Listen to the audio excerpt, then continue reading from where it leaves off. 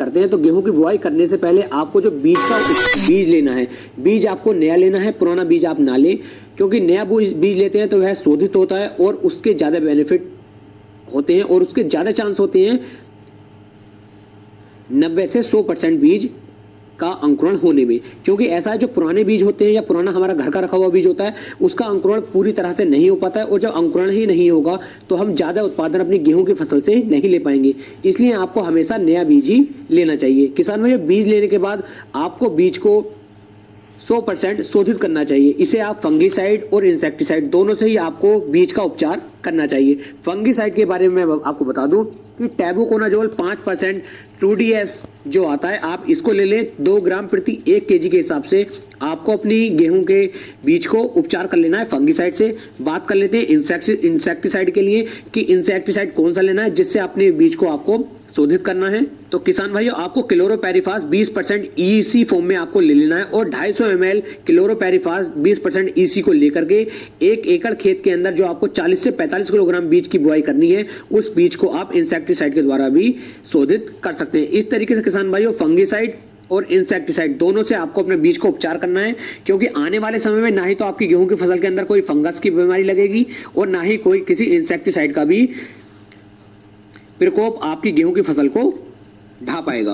इस तरह से किसान भाइयों, आपको अपनी गेहूं के बीज का उपचार कर लेना है। अब बात कर लेते हैं आपको अपने खेत की तैयारी किस तरीके से करवानी है। तो किसान भाइयों, कम से कम आपको अपने खेत को 3 से 4 बार जुताई करवानी है और बारीक मिट्टी अपने खेत की करवा लेनी है। उसके बाद ही आपको अपनी गेहूं की बुआई अपने खेत के अंदर करनी है। किसान भाइयों, पहले बता दूं कि गेहूं की जो आपको बुआई करनी है वह मशीन जो आती है मशीन से ही करनी है, क्योंकि मशीन से यदि आप गेहूं की बुआई करते हैं तो उससे बीज पूरे खेत के अंदर इकसार यानी कि समान मात्रा में डलता है, और जब समान मात्रा में आपका बीज डलेगा तो उससे पैदावार भी अच्छी होगी, अंकुरण भी अच्छा होगा और आपको ज्यादा बेनिफिट देखने को मिलेगा।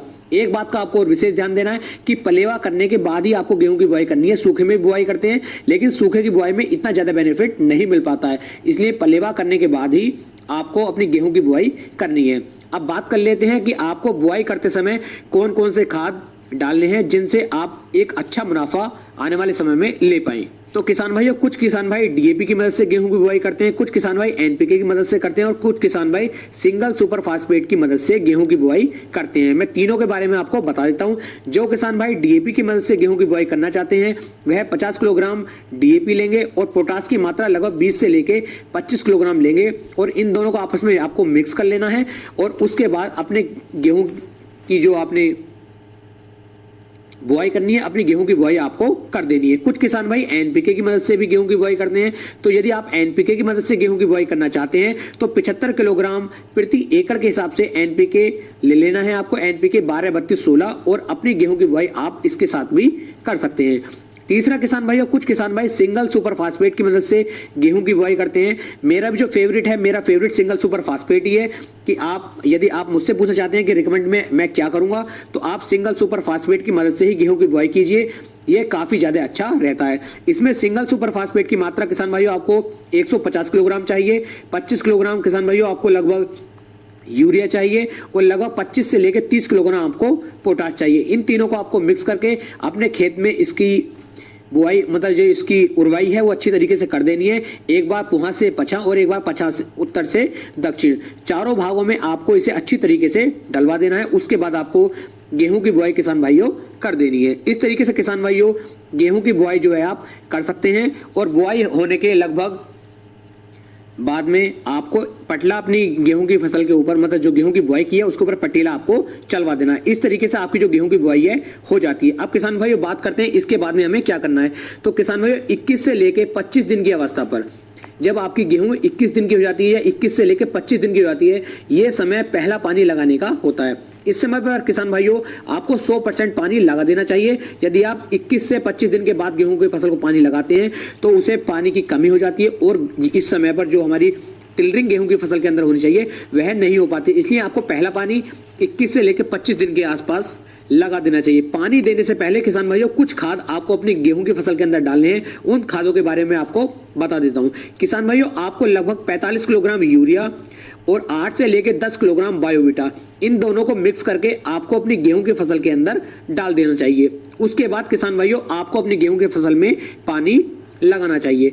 किसान भाइयों, इतना करने के बाद लगभग 35 दिन की अवस्था पर, 35 से लेके 40 दिन की अवस्था पर आपको अपनी गेहूं की फसल के अंदर खरपतवार का स्प्रे करना होता है, क्योंकि इस समय पर हमारी गेहूं की फसल के अंदर खरपतवार काफी ज्यादा उगाते हैं और यदि इस समय पर हम खरपतवार नाशी दवाओं का उपयोग नहीं करेंगे तो हमारी फसल के अंदर खरपतवार ज्यादा हो जाएंगे और हम ज्यादा बेनिफिट नहीं निकाल पाएंगे। इस समय पर यदि मैं खरपतवार नाशी के बारे में बात करूं तो आप यूपीएल कंपनी का वेस्टा ले सकते हैं या किसान भाइयों आप एफएमसी कंपनी का ब्रॉडवे ले सकते हैं। इन दोनों के बारे में मैं पहले एक वीडियो बना चुका हूं, उस वीडियो में जाकर के आप देख सकते हैं कि किस तरीके से इनका स्प्रे या किस तरह से इनका जो उपयोग है आपको अपनी फसल पर करना है।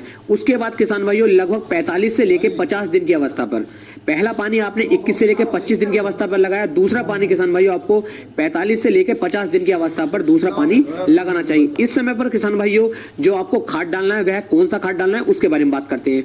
किसान भाइयों, इस समय पर आपको अपनी गेहूं की फसल के अंदर सल्फर और जिंक इस समय पर आपको अपनी फसल के अंदर जरूर डालना चाहिए। लगभग 45 से लेकर 50 दिन की अवस्था पर आपको पानी देना है और पानी देने से एक दिन पहले ही आपको ये दोनों खाद डालने हैं। मान लीजिए 45 दिन की अवस्था पर आपको पानी देना है तो 44 दिन की जब गेहूं आपकी हो जाती है उस समय पर आपको सल्फर और जिंक दोनों अपनी गेहूं की फसल के अंदर डालने हैं।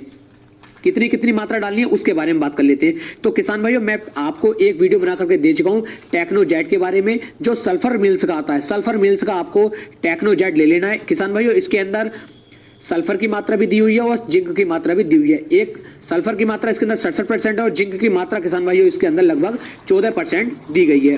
तो 4 किलोग्राम किसान भाइयों आपको टेक्नोजेट ले लेना है और 45 किलोग्राम आपको यूरिया ले लेना है और इन दोनों को मिक्स करने के बाद किसान भाइयों अपने खेत में आपको इसे एक बार पूर्व से पश्चिम की तरफ और एक बार उत्तर से दक्षिण की तरफ इस तरीके से खाद अपनी गेहूं की फसल में डाल देना है और उसके बाद किसान भाइयों अगले दिन आपको अपनी गेहूं की फसल के अंदर पानी चला देना है। इस तरह से किसान भाइयों आपकी गेहूं की फसल को 2 खाद लग चुके हैं और 2 पानी आप अपनी गेहूं की फसल को दे चुके हैं। किसान भाइयों, ऐसा नहीं है कि सल्फर मिल्स का जो मैं आपको एक टेक्नोजेट बता रहा हूं आपको यही डालना है। आप किसी भी कंपनी का ले सकते हैं, कोई भी प्रोडक्ट ले सकते हैं, बस ये कहने का है कि वह असली हो, ओरिजिनल हो और उसके अंदर सल्फर और जिंक दोनों ही ऐड होने चाहिए। ये नहीं है कि सल्फर मिल्स का ही आपको लेना है। आप मोनोजिंक, अभिमन्यु की मोनोजिंक आती है, उसके अंदर सल्फर और जिंक दोनों ही ऐड हैं और वह लगभग 350 रुपए के आसपास आपको 1 एकड़ के लिए उसकी मात्रा मिल जाती है। इस तरीके से किसान भाइयों 2 पानी और 2 खाद आप लगा चुके हैं। अब बात कर लेते हैं इसके बाद आपको क्या करना है। तो किसान भाइयों लगभग 60 दिन की अवस्था में जब आपकी गेहूं की फसल लगभग 60 दिन की हो जाती है उस समय पर किसान भाइयों आपको पहला स्प्रे अपनी गेहूं की फसल के ऊपर करना होता है। पहला स्प्रे किसान भाइयों आपको क्या करना है, पहला स्प्रे आपको एनपीके और बायोवीटा इन दोनों को आप ले सकते हैं और यदि आप बायोवीटा एक बार पहले डाल चुके हैं तो इस समय पर आपको बायोवीटा नहीं लेनी है, सिर्फ आपको एनपीके 19-19-19 इस समय पर लेना है। और किसान भाइयों एनपीके 19-19-19 की मात्रा की बात करूं, 1 किलोग्राम एनपीके 19-19-19 ले लें और इसके अंदर लगभग 300 ग्राम आपको यूरिया मिक्स कर लेना है और इन दोनों का घोल आपको 150 लीटर पानी के अंदर बना करके अपनी गेहूं की फसल पर इसका स्प्रे अच्छी तरीके से कर देना है। इस तरह से किसान भाइयों पहला स्प्रे भी आपका 60 दिन की अवस्था पर गेहूं की फसल में हो जाता है। बात कर लेते हैं किसान भाइयों इसके बाद आपको क्या करना है। तो लगभग 75 से लेकर 80 दिन की अवस्था पर जब आपकी गेहूं की फसल 75 दिन की हो जाए उस समय पर किसान भाइयों आपको तीसरा पानी अपनी गेहूं की फसल में लगाना होता है। इस समय पर किसान भाइयों पानी लगाने से या तो एक दिन पहले या फिर पानी लगाने के 3 से 4 दिन के बाद आपको एक स्प्रे और करना होता है। किसान भाइयों दूसरा जो स्प्रे आपको करना है ये स्प्रे करना है एनपीके 0050 का। किसान भाइयों ध्यान दें एनपीके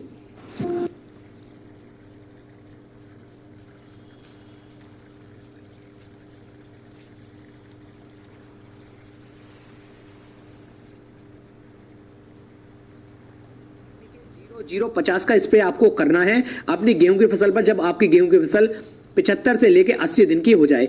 या तो पानी देने से एक दिन पहले या फिर पानी देने के 4 से 5 दिन के बाद ही आपको ये स्प्रे करना है। अब बात करते हैं इस समय पर एनपीके 0050 का आपको क्या बेनिफिट मिलने वाला है। किसान भाइयों एनपीके 0050 के अंदर सिर्फ पोटास होती है और यदि इस समय पर आप पोटास का स्प्रे अपनी गेहूं की फसल पर करते हैं तो किसान भाइयों इस समय पर आपकी जो गेहूं होती है वह लगभग कबोर्ड में आ चुकी होती है। इस समय पर यदि आप इसका स्प्रे करेंगे तो आपकी जो गेहूं की बालियां होंगी वह लंबी होंगी, चमकदार होंगी, दाना मोटा होगा, सभी दाने भरे हुए होंगे। कोई भी दाना आपका ऐसा नहीं है कि पिचका हुआ हो, सिकड़ा हुआ हो, दाना आपका मोटा ना हो पाए। यदि आप इस समय पर स्प्रे करते हैं 0050 का तो आपकी गेहूं की बालियां लंबी, चमकदार, दाना मोटा और बहुत ही शानदार